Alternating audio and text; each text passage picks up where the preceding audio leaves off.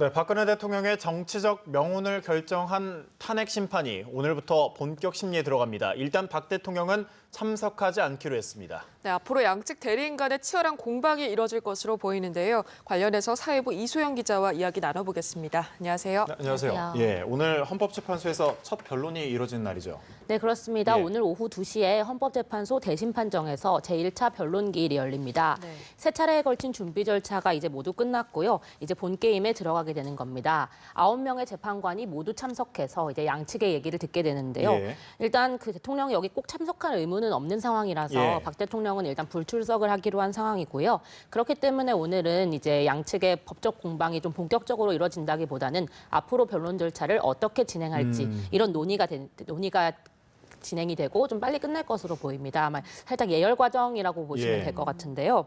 본격 공방이 들어가기 시작하는 것은 2차 기일로 예정된 오는 5일부터입니다. 이제 앞서 이제 헌법재판소는 국회가 제시한 이 탄핵 소추 사유를 5가지로 좀 간단하게 분류를 했는데요. 네. 여기 관련한 변론이 5일부터 시작될 것으로 보입니다. 특히 주목받는 부분이 이제 비선 조직의 국정농단 부분이라거나 혹은 또 세월호 7시간 관련해서 대통령이 생명권 보호 의무를 위반했다. 이런 부분이 쟁점으로 보이는데요. 일단 5일에는 그 이재만 안봉근 전 비서관, 문고리 3인방 중에 2명이죠. 이 사람들이 이제 증인으로 소환이 되고요. 그리고 오후에는 그 대통령 헬스 트레이너인 윤전추 행정관과 또 최순실 씨를 태우고 청와대 내부를 이제 왔다 갔다 거렸다는 이영선 행정관이 또 증인으로 출석합니다. 일단 이 사람들의 면면을 보면 국회가 제출한 탄핵 소추 의결서 중에서 대통령의 권한 남용 부분에 좀 해당하는 사람들인 걸로 보이는데요. 아마 헌재가 이 부분부터 본격적으로 변론을 시작할 것으로 보입니다. 3차 변론도 10일에 잡혀 있는데요. 이 날에는 이제 국정농단의 주요 인물이라고 볼 수 있는 최순실 씨, 그리고 안종범 전 수석, 그리고 정호성 씨가 증인으로 소환됩니다. 아마 여기서는 이제 문건 유출 부분에서 검토가 이뤄질 전망입니다. 네, 앞서 말씀하신 것처럼 오늘은 이제 예열 과정인 건데 오늘 첫 변론기일을 거쳐서 3일 또 오늘이죠. 3일, 5일, 10일. 나름 헌재가 되게 상당히 속도를 내고 있는 것 같습니다. 네, 그렇습니다. 이제 국회에서 탄핵이 가결된 이후부터 헌법재판소는 신속하고 또 공정하게 판단을 내리겠다. 네. 이런 의지를 계속해서 밝혀왔는데요. 준비기일에서 이제 대통령 측 대리인 측에서 검찰 수사 기록을 검토하는데 시간이 너무 오래 걸린다. 그렇기 때문에 좀 너무 일정이 빡빡한 것이 아니냐. 이렇게 한때 난색을 표하기도 예. 했었는데요. 관련해서 이제 헌법재판소는 그래도 빠른 판단이 필요하기 때문에 그대로 진행하겠다. 이런 의사를 밝힌 바 있고요. 그리고 헌재가 또 대통령에게 이제 세월호 7시간 관련해서 대통령 측이 직접 밝혀라 이렇게 소명을 적극적으로 요구하기도 했고요. 그다음에 이제 대통령 측에서 여러 기관에 그 사실 조회를 요구를 하기도 했는데 이거 시간도 오래 걸리고 특별히 필요한 부분이 아닌 것 같다라고 헌재가 판단을 해서 좀 그런 빠른 이런 진행을 예. 하려는 의지를 보여주기도 했습니다. 아무래도 이제 박한철 헌법재판소장이 이달 30일에 이제 퇴임을 하잖아요. 예. 그리고 이제 이정미 재판관도 3월 중순에 임기가 만료되는 상황인데요. 그렇기 때문에 그 전에 좀 더 속도감 있게 진행하려는 것으로 보입니다. 아마도 이제 여러 가지 예측이 나오고 있지만 이르면 2월 말에 그리고 늦어도 3월 한 초반이나 중순까지는 탄핵 심판의 결론이 나지 않을까 이런 전망입니다. 예. 이 기자 그 특검 수사도 급물살을 타고 있잖아요. 어제 정유라 씨가 덴마크에서 체포가 됐는데 딸이 체포된 거 아니겠습니까? 아무래도 이제 최순실 씨가 좀 침묵을 깰지 이 부분에 있어서도 좀 주목이 되지 않습니까? 네, 그렇습니다. 이제 어제 그 덴마크 올보르에서 정유라 씨가 체포됐다는 소식이 전해졌죠. 일단 이제 우리 법무부가 덴마크에 이제 긴급 인도 구속을 요청하면서 신병 확보에 나섰습니다. 그러니까 이제 한국에서 서류를 보내고 하는 절차가 조금 오래 걸리는데 그 전까지 이제 정유라 씨를 붙잡아놔 달라 이런 내용인데요. 덴마크 측에서도 4주 정도 더 구금을 해놓겠다 이런 의사를 밝힌 상황입니다. 일단 정유라 씨는 이제 만약에 자기가 들어가서 감옥에 혹시 가게 된다면은 아들을 돌볼 사람이 없다 이런 얘기를 하면서 아들과 같이 있을 수만 있다면 언제든지 귀국하겠다 이런 의사를 밝힌 상황이고요. 이제 현지에 있는 취재진들이 이제 여러 가지 지금 받고 있는 의혹에 대해서 물었을 때는 그 교육농단 부분 같은 경우에도 엄마가 주도를 했다 이렇게 얘기를 하고 그 승마와 관련된 부분에서도 엄마가 여러 가지 서류에 사인을 해라고 해서 난 했을 뿐이고 삼성이 어떤 식으로 스폰을 했고 이런 거에 대해서는 자기는 잘 모른다 이런 입장이었습니다.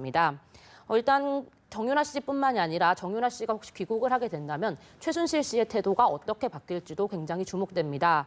사실 최순실 씨는 이때까지 모르쇠로 일관하면서 굉장히 자기는 혐의가 없다며 당당한 태도를 유지를 해왔잖아요. 네. 하지만 최순실 씨가 유일하게 이렇게 좀 약한 모습을 보였던 게 딸 정유라 씨와 관련한 부분이었습니다.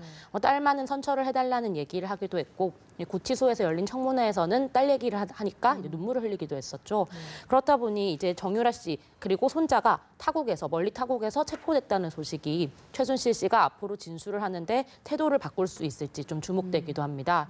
이제 정유라 씨가 언제 귀국할까도 사실 굉장히 큰 관심사인데요. 사실 특검이 계속 접촉을 하고 있긴 하지만 직접적으로 덴마크 현지 경찰과 접촉하는 것은 쉽지가 않습니다. 예, 결국 외교부라던가 경찰청 같은 공식 라인을 통해서 진행이 되고 있는데요. 그렇다 보니 단기간에 송환이 될 것이다. 이렇게 단정하기는 조금 어려운 상황입니다. 예. 정유라 씨에게도 지금 체포영장이 발부된 상태에서 지금 덴마크에서 체포가 됐잖아요. 이쯤에서 정 씨의 혐의가 어떤지 한번 더 짚고 가야 될 것 같습니다. 네, 그렇습니다. 일단 정유라 씨에게 그 적용된 혐의는 업무 방해 혐의입니다. 중고등학교 당시에 출석을 제대로 하지 않은 것이 가장 이슈가 됐었죠. 예. 특히 고등학교 3학년 때는 딱 17일밖에 출석을 하지 않았는데도 졸업 자격이 주어졌습니다. 그리고 더 논란이 됐던 게 이화여대에 부정 입학한 부분이죠. 이화여대에 부정 입학한 사실이 밝혀졌고 그 이후에도 이제 수업에 들어가지 않는데도 학점을 받고 이렇게 학사 특혜를 받은 정황이 드러나기도 했습니다. 네. 사실 정 씨가 입학을 했다는 건 누군가는 그를 대신해서 떨어졌다는 얘기거든요. 그렇게 해서 굉장히 논란이 되는 상황에서 정유라 씨가 SNS에 예전에 돈도 실력이다. 너희 예. 부모를 원망해라. 이런 글을 올린 것이 밝혀지면서 굉장히 국민적 지탄을 받았죠. 네. 당시가 수능 시즌이었기 때문에 학생들도 굉장히 참담한 심정을 나타냈었습니다. 광장에 이제 촛불을 좀 더 불타오르게 하는 계기가 되기도 했었는데요. 네. 당시 이제 논란이 커지니까 그 교육 당국이 감사를 진행을 하기도 했었는데 윗선이 누군지를 밝히지 못하고 검찰에 넘긴 바 있습니다.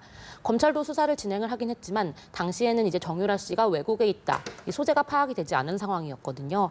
그렇기 때문에 결국은 제대로 밝히지 못했고 관련자를 기소조차 하지 못한 채 특검에 넘어간 상황입니다. 예. 이 교육농단 수사와 관련해서는 특검은 어떻게 진행을 하고 있습니까?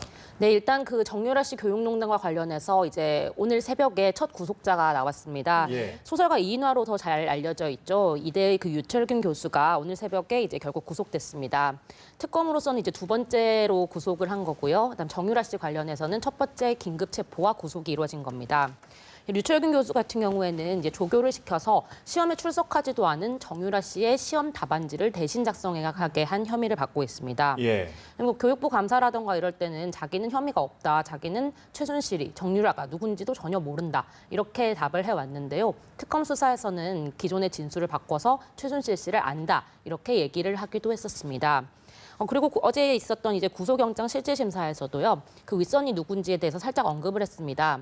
그 학장이 김경숙 학장이라는 분이 있었는데 그 사람이 이제 최순실 씨를 만나보라고 해서 만났다. 이렇게 얘기를 했고요. 모든 것이 이제 김경숙 전 학장이 시킨 거다. 이렇게 언급을 하기도 했습니다. 실제로 이제 교육부 감사에서도 김경숙 학장이 상당 부분 개입한 것이 드러나기도 했는데요. 김경숙 학장이 만약에 조사를 받게 되면 그 더 윗선인 최경희 전 총장 그리고 최순실 씨와의 관계가 어떤지도 서서히 밝혀지게 될 전망입니다. 네, 이제 교육농단 수사는 이렇게 이뤄지고 있고 이제 문학의 블랙리스트 수사를 한번 짚어보겠습니다. 어제 송광용 전 교육문화수석이 소환이 됐죠. 네, 그렇습니다. 이제 송광용 전 수석이 이제 참고인 신분으로 특검에 와서 조사를 받았는데요. 네. 특검은 이제 송 전 수석을 상대로 3개월간 그 교육문화수석을 지내면서 혹시 블랙리스트의 존재를 알았냐, 혹시 누가 써라고 했는지 아냐 이런 것들을 물었던 것으로 알려져 있습니다. 이제 이뿐만 아니라 관련해서 이제 김희범 문체부 전 차관도 17시간 가량 조사를 받고 귀가를 했는데요. 취재진의 질문에 대해서는 별로 대답을 하지 않았습니다. 김 전 차관 같은 경우는 이제 김기춘 비서실장으로부터 문체부 1급 공무원 6명의 사표를 받아라 이런 지시를 받고 그것을 이제 수행한 혐의를 받고 있는데요. 이때 이제 찍어낸 사람들이 문학의 블랙리스트와 관련해서 좀 반대 의견을 표시한 사람이 아니냐 이런 의혹이 나오기도 했습니다. 네. 관련해서 특검은 계속해서 수사를 이어가고 있는데요. 일단 그 조윤선 장관, 지금 문체부 장관 장관이죠. 장관에 대해서 이제 그 위증을 했다. 청문회에서 블랙리스트를 모른다고 했는데 이것이 위증이다. 이렇게 생각해서 국회에 고발을 요청한 상태입니다. 근데 국회는 지금 위증 관련해 가지고 여러 이제 고발을 누구를 할 것인가 리스트를 만들고 있는 상황인데요. 그 블랙리스트와 관련해서는 그 조윤선 장관뿐만 아니라 김종덕 전 문체부 장관 그리고 정관주 문체부 전 1차관도 포함될 것으로 보입니다. 예. 이제 소환의 단골 손님이라고 해야 되겠네요. 안종범 전 수석 그리고 문영표 전 보건복지부 장관 조사는 뭐 잘 이루어졌나요? 네, 제가 어제 예. 한번 세워봤더니 이제 문영표 전 장관 같은 경우는 벌써 5번이나 예. 특검 소환을 받았더라고요.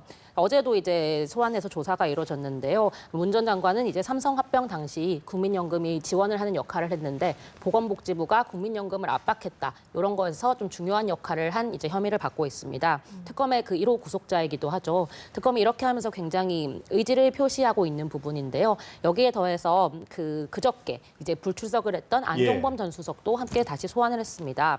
결국은 이제 삼성의 그 삼성 합병이 어떤 분명히 삼성 합병에 어떤 압력이 가해졌다고 보고 있는 건데 그 윗선이 누구냐를 찾는 작업이 계속해서 이루어지고 있는 것으로 보입니다. 예. 이와 관련해서 이제 이번 주에 그 삼성 미래전략실의 수뇌부들 줄 소환이 좀 예고되어 있는 상황인데요. 어제 보니까 이제 이재용 그 삼성전자 부회장이 그 그룹 시무식에도 참석을 하지 않았습니다. 좀 이례적인 일인데요. 네. 이제 아무래도 소환을 앞두고 그 변호인들과 함께 앞으로 어떻게 논리를 전개해 나갈 것인가 이것을 논의해가고 있는 것으로 보입니다. 예. 말씀 잘 들었습니다. 사회부 이소영 기자였습니다. 고맙습니다.